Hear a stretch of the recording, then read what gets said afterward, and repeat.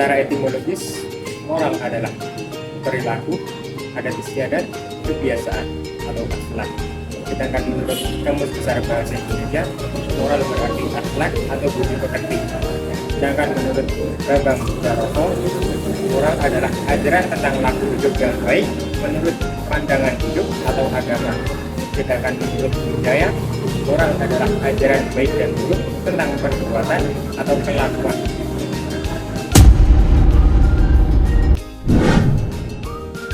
Nah, setelah mengetahui tentang pengertian moral, mari kita lanjut kepada moral Pancasila. Moral Pancasila adalah seperangkat nilai-nilai moral yang mendasari kehidupan bangsa negara Indonesia, yang menjadi landasan etika bagi warga negara Indonesia yang diatur oleh 5 asas.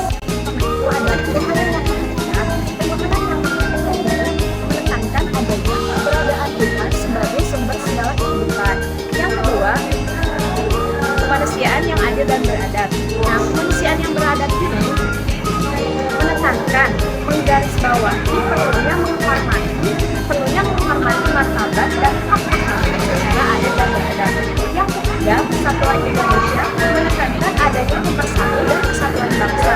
Yang keempat, kerangka yang didukung oleh hikmat kebijaksanaan dalam permusyawaratan perwakilan menegaskan adanya kebijaksanaan dalam mengambil keputusan di negara Indonesia. Dan yang terakhir, keadilan sosial bagi seluruh rakyat Indonesia mengajarkan adanya kesamarataan dan keadilan dalam mempromosikan sumber daya dan kesempatan.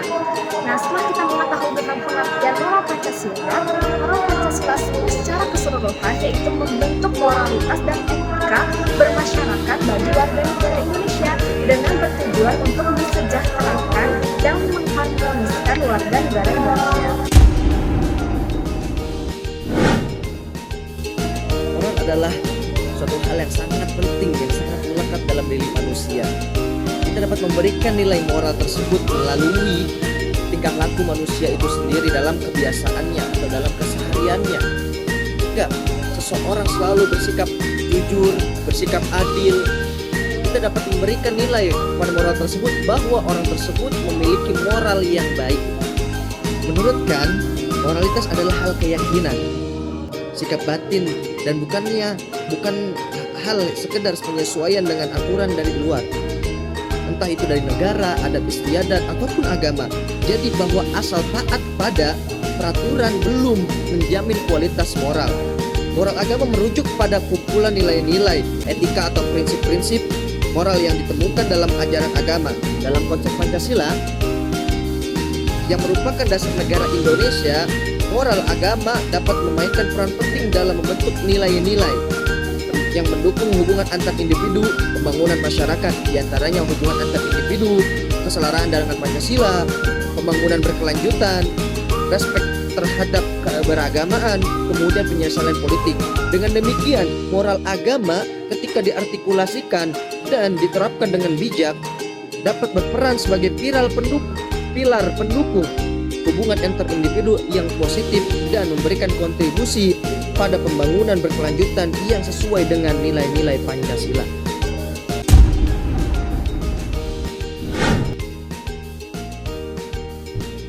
Bismillah, di sini saya akan menjelaskan tentang hubungan moral Pancasila dan moral agama.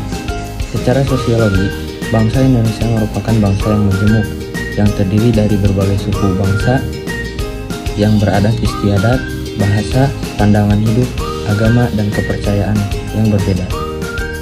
Dari segi agama, ada yang memeluk agama Islam, agama Kristen, Hindu, Buddha, Katolik.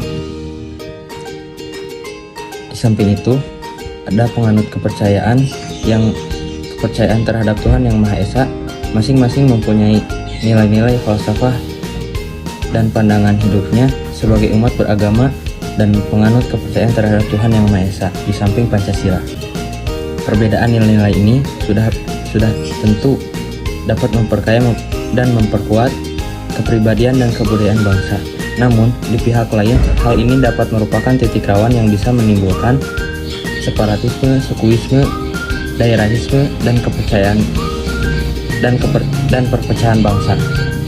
Khusus yang menyangkut hubungan antar agama dan ideologi, Nilai-nilai yang terkandung di dalamnya tentu tidak perlu untuk dipertentangkan, karena satu sama lain bisa saling memperkuat.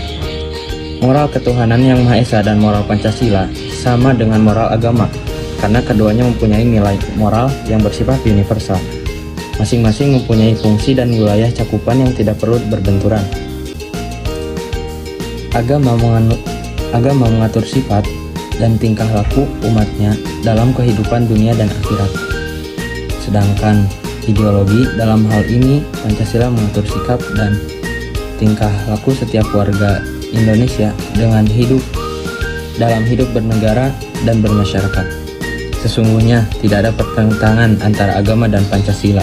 Pancasila tidak bertentangan dengan agama, dan sebaliknya Pancasila tidak bertentangan dengan agama, agama pula tidak bertentangan dengan Pancasila. Keduanya tidak bertentangan dan tidak boleh dipertentangkan, tetapi harus sama-sama dilaksanakan. Tidak harus dipilih satu sama lain dengan sekaligus membuang dan meninggalkan yang lainnya. Sekian dari saya.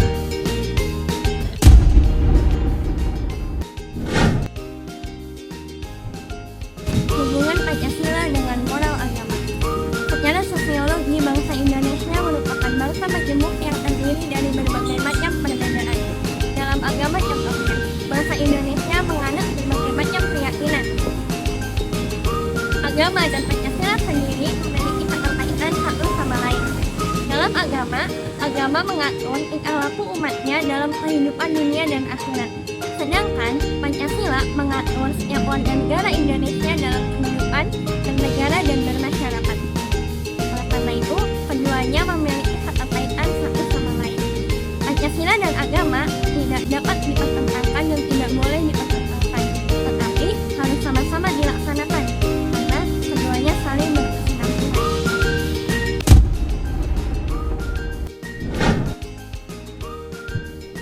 Sila Pancasila dalam agama. Ada keterkaitan hubungan antara rukun Islam sebagai landasan agama Islam dengan Pancasila sebagai landasan negara Indonesia. Keterhubungan ini ada dari dua segi, yaitu yang pertama dari segi jumlah. Dari segi jumlah, Pancasila berjumlah 5, begitu juga dengan rukun Islam yang berjumlah 5. Yang kedua dari segi makna. Yang pertama kita lihat dari sila Pancasila yang pertama, yaitu ketuhanan yang Maha Esa. Ini berkaitan dengan rukun Islam yang pertama, yaitu syahadat. Adapun yang kedua yaitu sila kemanusiaan yang adil dan beradab. Ini berkaitan langsung dengan rukun Islam yang kedua, yaitu sholat. Di mana sholat ini selain sebagai kewajiban bagi umat Islam, tapi juga sebagai pendidik terhadap umatnya untuk supaya bisa berlaku menjadi seorang yang adil. Yang ketiga yaitu persatuan Indonesia. Artinya seluruh elemen dalam Indonesia dari suku serta adat bersatu dalam satu wadah, yaitu bangsa Indonesia. Dan persatuan ini akan terbentuk jika jurang pemisah sudah tiada. Dan salah satu jurang pemisah yang paling nyata adalah antara kemiskinan dengan kekayaan. Maka dalam rukun Islam adanya zakat, di mana zakat ini dapat menjembatani antara jurang kekayaan dengan kemiskinan. Adapun sila yang keempat, kerakyatan yang dipimpin oleh hikmah kebijaksanaan dalam permusyawaratan perwakilan adalah cerminan langsung dari rukun Islam yang keempat, yaitu puasa.